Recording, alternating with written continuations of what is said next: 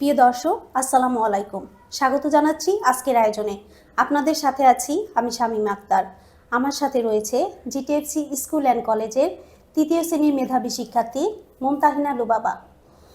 সে 2023 সালে Bangladesh kindergarten association কর্তৃক আয়োজিত মেধাবৃত্তি পরীক্ষায় বৃত্তি পেয়েছে। আজ আমরা তার অনুভূতি সম্পর্কে জানব। লুবাবা, কেমন আছো তুমি? আমি আলহামদুলিল্লাহ ভালো আছি। আপনি কেমন আছেন ম্যাম? আলহামদুলিল্লাহ, আমিও ভালো আছি। বৃত্তি পাওয়ার পর তোমার অনুভূতিটা কেমন ছিল?